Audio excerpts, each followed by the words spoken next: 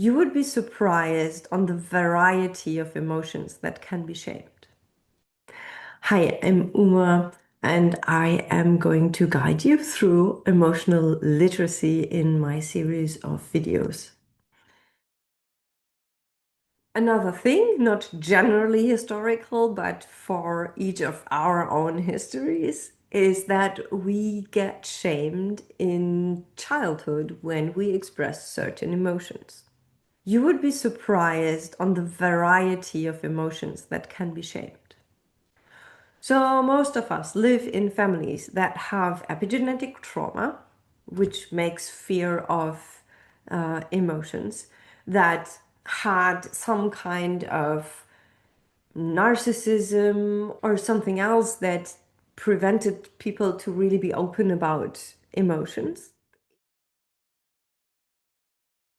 And then we grew up in societies that told us you have to finish your work before you can have fun. This is like a German thing. Work before fun. So, with that, we limited fun. With that, we shame people who had too much fun in life to tell them, you're too happy. You have to go now and work because fun is not allowed in that amount that you just expressed. Or we told people who were sad because of loss of someone that it's enough now. They have been sad long enough. They should go out to party right now. And with that, shame them for being sad an amount of time that is appropriate for them. So little things like that put shame, especially in childhood, where you do not have defense mechanisms, where you do not see that it's actually not true what they say.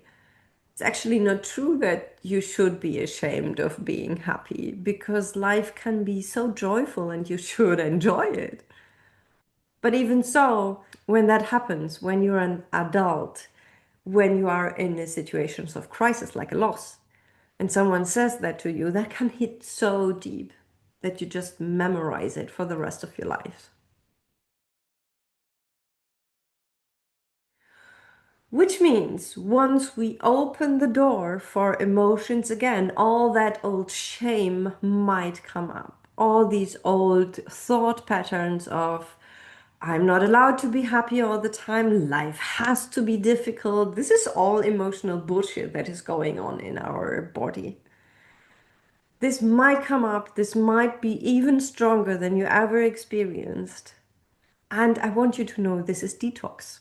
This is your system telling you, look at that, I have this poison still inside of me. And then we take it and we deal with it.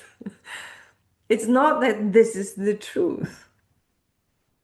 And to be able to stay with you and with your truth and with what wants to grow inside of you, while taking seriously that this poisoning happened to you without taking it as the truth.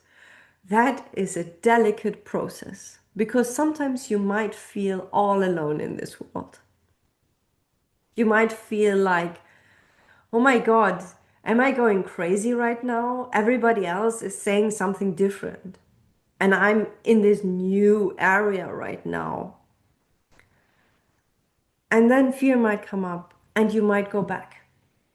This is all part of the process because with emotional literacy, we leave the narrative that our societies provide us. And breaking down a narrative, and even more so, breaking down how we perceive ourselves, our personality, is a scary thing to do. Because we perceived safety from the rules that were around us. And we perceived safety from how we understood our personality to be. If we take that away, what are we left with? I tell you what we are left with. We are left with our innate sense of security, our innate safety. Which brings us to another point. How safe are you? For real. Inside your body, if you close your eyes, if you take a deep breath, where do you feel safety? Which part of your body resonates with the feeling of safety? Do you have that inside of your body? I'm asking this out of curiosity and for you to know the less safety you feel in your body, the more difficult it is to profoundly grow. Because for profound growth, you have to break away the old rules your families and societies gave you that are not valid anymore. And you have to break away the parts of how you understand your personality to be that are just a lie. And that leaves you with a lot of emptiness. It's like a dying process. And while we can have ideas of how a rebirth might look like, we first have to die. We first have to go through this valley into the desert or whatever the holy people do usually, right? You have to let everything go. In all my years of working, I found that a lot of people growing up in very patriarchal structures do not feel safe, men and women alike. If I ask where in your body do you feel safety, there is no answer because there is no safety. And I want to tell you right now that this is just the status as it is now, if you find that to be true for you too. This is not the end. This is the beginning. You can feel safe. Your body can be relaxed, secure, warm, and just a good home for you to be in. Okay, coming back. So, with everything that I told you up until now, would you be someone who could break through the illiteracy with your own emotions? Or maybe you're not illiterate, maybe you already know a bit, but could you go deeper, like profoundly deeper? And I would say that depends. It depends on your willingness, on your grit, on your openness. If your first reaction is resentment, resistance, closing, staying safe, then it will be very difficult. If you can create even a small opening of curiosity where you want to look through, then you won. Small opening is all we need. We just need a little bit of curiosity. What if? Could it be possible for me? What does what does that say about me? What do I really need now? If you're curious about that, you won. That's all you need. Just this little bit of childish curiosity that wants to play with life. I haven't tried that before. Let's do that. Wonderful. You won. You can do it. I know you can. If everything that is different from what you have perceived to be good in life is something that you resist, then I would say it's nearly impossible to become emotionally literate because your emotions will change your life for the better in the long term. But at first, it will be uncomfortable.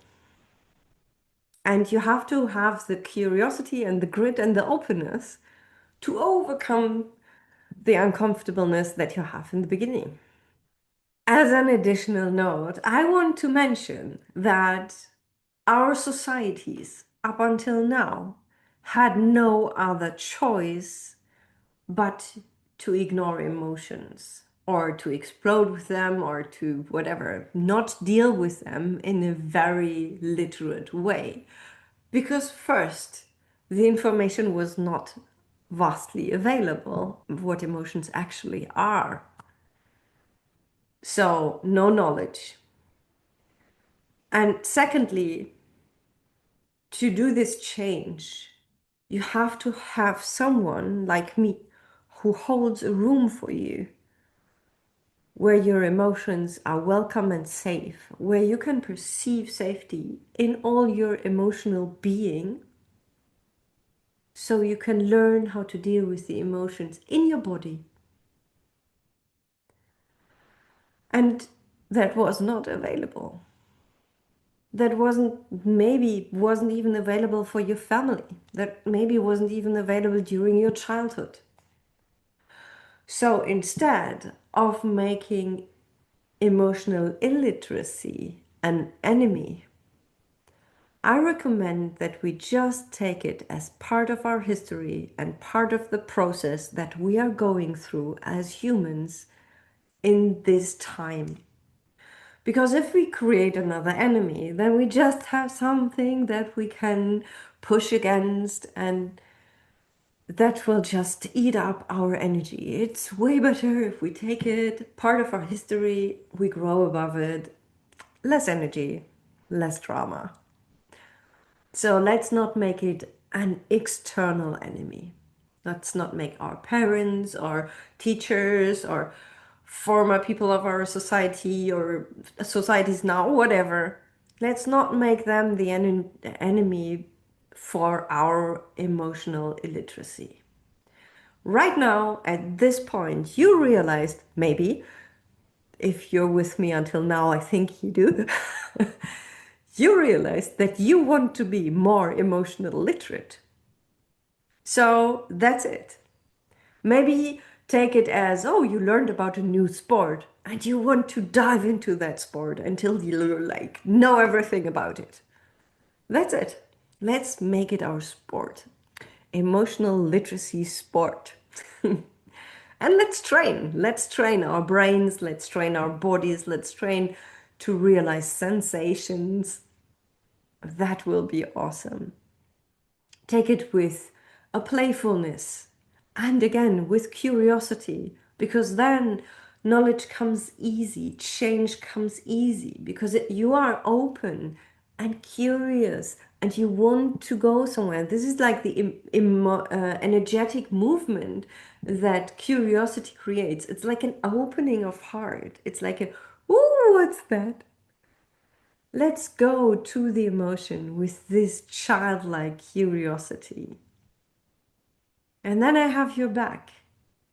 I will provide you with all the information that you need to know to do your first steps into your emotional literacy. And you can always ask questions. Let's conquer that.